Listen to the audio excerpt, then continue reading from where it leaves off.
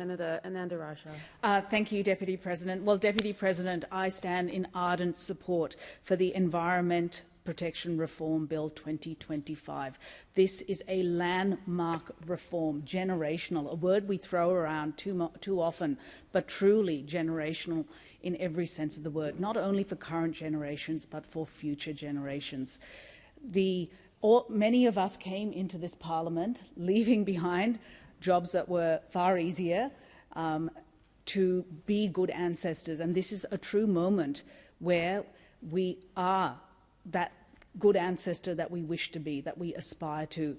I want to thank from the outset the Greens political party. I want to thank Senator Waters and Senators Hanson-Young for their collaboration and their leadership in supporting the passage of this bill. I know for many Green supporters and indeed Labor supporters and advocates that we all care for nature. We love nature. We are nature. We are embedded in nature. We recognise that.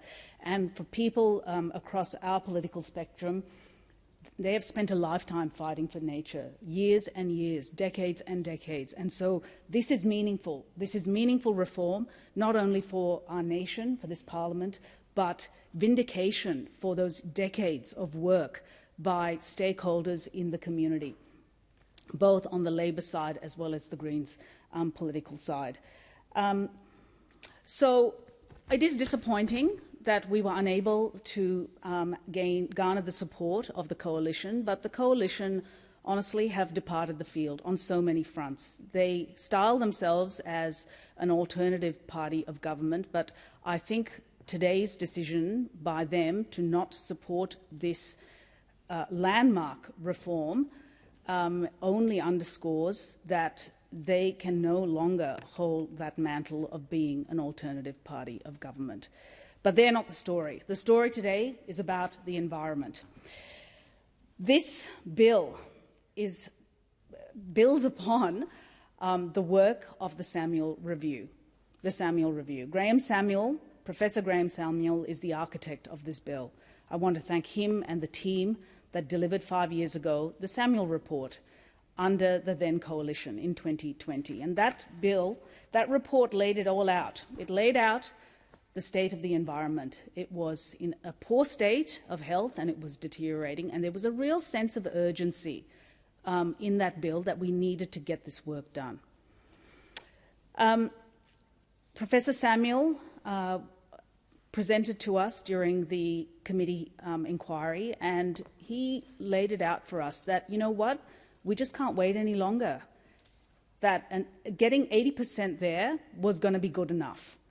And it highlights that passing landmark laws in this place often involves, always actually, I would say, involves trade-offs. So the bill is not perfect, we know that, but perfect is the enemy of the good. Perfect is the enemy of the good. This is a whole lot better, light years better than what we currently have, which has led to the destruction of our beautiful landscape, a list as long as my arm of threatened species, 2,245 threatened species.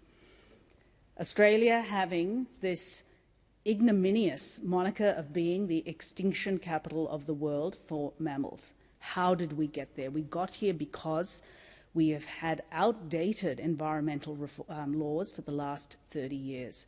So this is a moment now to completely recalibrate and to close those loopholes that have allowed our koalas and other precious little Australians to fall through the cracks. And how does the bill do that? It covers 3 pillars. The first, protecting and repairing nature. The second, cutting red tape so that we can address those national issues that are bearing down on us, things like housing, things like renewable energy, which of course is essential if we are to reduce our emissions and thereby truly act on climate change, which is the elephant in the room. Climate change is the #1 threat to biodiversity and to species in our country and indeed in the world.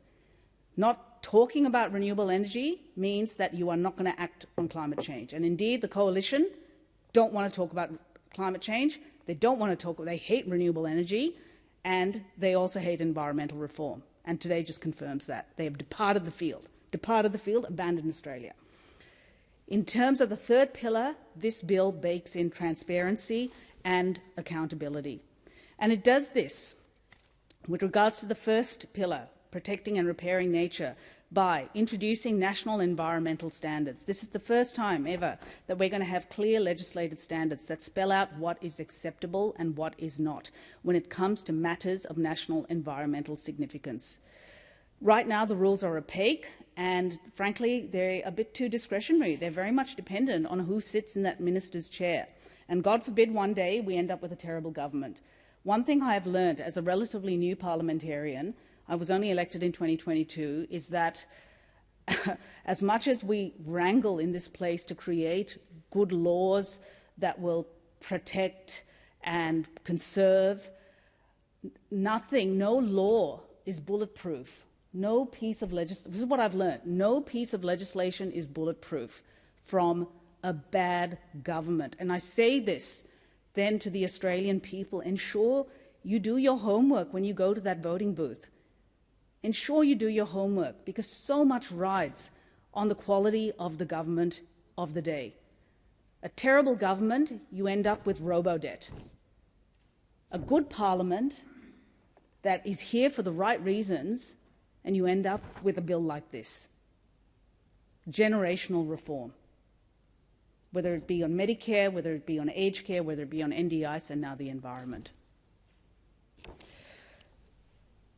The standards will deliver for business certainty and a floor for protection for nature.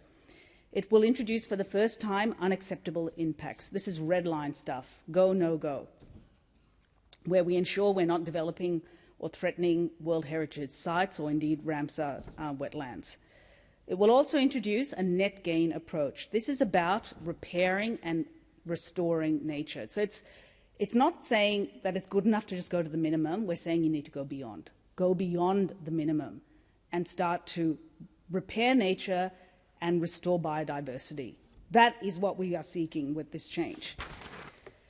And the second pillar is, of course, about cutting red tape. Right now, we have a system that is duplicative, that is achingly slow, and often completely incoherent. And so, we've had 6 different assessment pathways, overlapping federal and state laws, timelines that blow out. All of this bakes in cost and delay into those pressing national issues that I outlined earlier. For example, we have a housing affordability crisis, which is driven by a housing supply crisis. Right now in Victoria, there are 310,000 homes that are sitting on the back shelf, the back burner, unable to progress because our environmental laws are broken. There's a type of dragon, a lizard, that may or may not be threatened by the building of these homes. We haven't been able to resolve this for 10 years. 10 years. And as a result, we don't have enough homes. That's what this means. We have climate change bearing down on us. Australia's on the front line of climate change. And yet it takes between 7 to 10 years to get wind farms up. 7 to 10 years. It's completely unacceptable. So we need clarity. Business needs clarity, but so do the Australian people. Australian people have put us here to get results. Every single ballot box will be judged on one thing only, and that is outcomes. Outcomes. So we need to deliver. If we say we want to have cleaner, greener energy, we need to deliver. If we say we want more housing, we actually need to deliver. And this legislation enables that delivery. This bill also introduces an accreditation system. What does that mean? Between the federal and state governments, too much duplication, right? You've got federal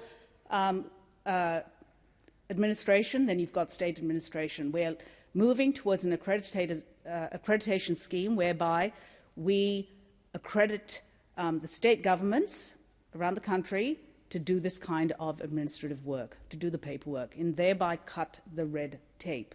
And this will modernise these bilateral two-way agreements between the Commonwealth and the state. This is how you also deliver productivity gains, by cutting red tape. Cutting red tape means speeding up approvals where appropriate and reducing cost. And that reduction in cost will ultimately be passed on to the consumer. And that is a good thing. And I'll be watching carefully to see how we can quantify that. Will homes become a little bit cheaper? Maybe. Let's see. Let's see. Right now, there is a lot of cost and delay baked into the system. This bill also hardwires climate into the bill by forcing proponents to declare their Scope 1 and 2 emissions. Now, this means that the big emitters will be forced to outline their emission, also their emission reduction plans. It will not necessarily capture housing, property developers, people who are trying to build housing. Just want to make that clear. But interestingly, this bill will also deliver, and this is a really important point, certainty to those young Australians who are thinking of entering apprenticeships, whether they be in the electrical trades or in construction. Right now, and we heard testimony about this a week or two ago, right now, Sparky, or young people who are aspiring to become Sparkies, are walking away because there isn't continuity of projects. There isn't a continuous pipeline of projects. It's coming in fits and starts. And I speak, of course, of renewable energy projects and transmission bills. It's just too slow. We need, folks, we need 40,000 Sparkies by 2030. 40,000. It's not trivial. This is nation building. And for us to attract 40,000, if not more, young Australians, men and women, I might add, into this high-demand, well-paid career, we need to ensure that the pipeline of delivery of renewable energy projects is full. And this environmental reform will enable that to happen. The final pillar is around accountability and transparency. So we will be establishing, for the first time ever, a National Environmental Protection Authority. This is a watchdog with real teeth, and it comes with severe penalties. Well, the last time I checked, the penalties were sitting at around $825 million. I'm not sure where the amendments will fall there, but that's a substantial amount of money if you do the wrong thing.